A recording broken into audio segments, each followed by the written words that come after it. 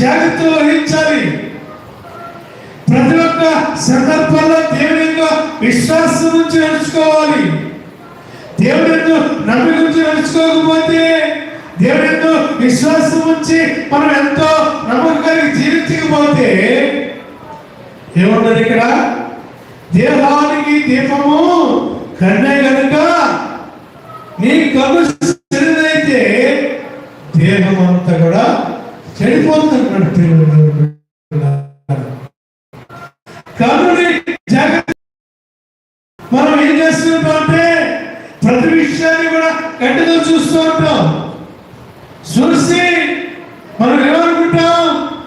అది ఎంతో బాగుందనుకుంటాం, అది ఎంతో రమ్యంగా ఉందనుకుంటాం, అది ఎంతో గొప్పగా ఉందనుకుంటాం.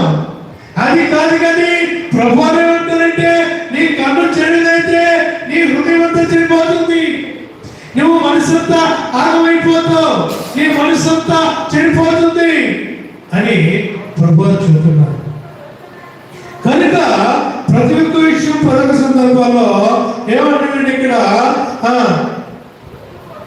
నీ కన్ను చెడుదైతే నీ దేహం అంతా కూడా చీకటిమయమైనను, నీలో ఉన్న ఎలుగు చీకటి ఎడల ఆ చీకటి ఎంతో గొప్పదన్నమాట.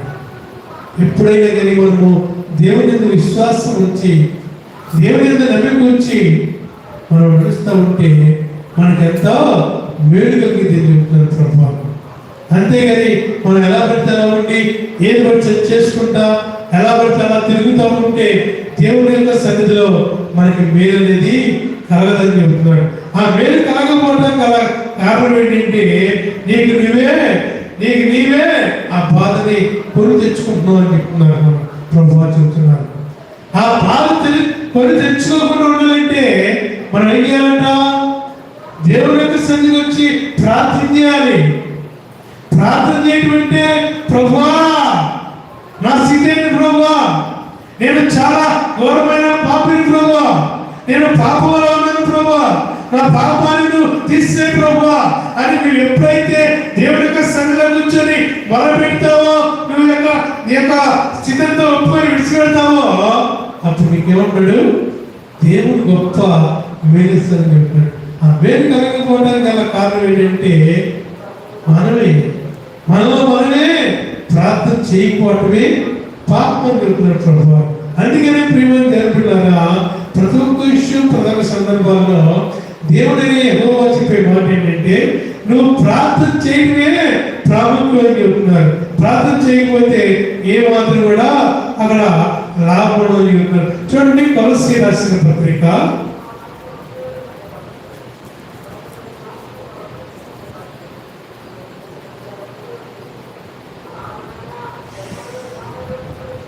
4వ అధ్యాయము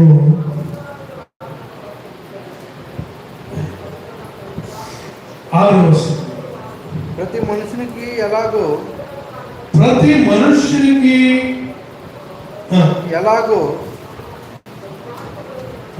అధ్యాయము 6వ వచనం.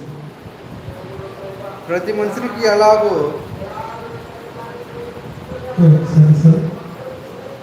ప్రతి మనుషునికి ఎలాగో ప్రత్యుత్తరం ఇవ్వలేనో అది మీరు తెలుసుకున్నట్టుకై మీ సంభాషణ ఉపవేసినట్లుగా ఎల్లప్పుడు రుచిగలదారుగా కృపా సహితముగాను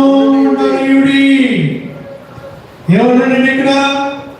ప్రతి మనుష్యునికి ఎలాగో ప్రత్యుత్తరం ఇవ్వాలో, నువ్వు ఏమైనా మాట్లాడుచున్నావా, నువ్వేం చెప్తున్నావో, నువ్వు దేవుని యందు విశ్వాసం ఉంచున్నావా, నువ్వు దేవుని యందు నమ్మకుంటున్నావా, నువ్వు దేవుని యందు ఎంతో నమ్మకంగా జీవిస్తున్నావా అని నిన్ను నీవు పరీక్షించుకొని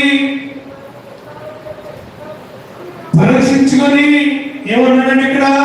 ప్రతి మనుష్యునికి ఎలాగో ప్రత్యుత్తరము ఇవ్వలేనో అది నీవు తెలుసుకున్నట్టుకై నీ సంభాషణ ఎలా ఉండాలంట? ఉప్పు వేసినట్టుగా ఉండాలంట. ఉప్పే కాకుండా మనం ఏదైనా కోరుతున్నాం అనుకోండి, ఎలా ఉంటుంది అది? ఏమి కూడా నోటికి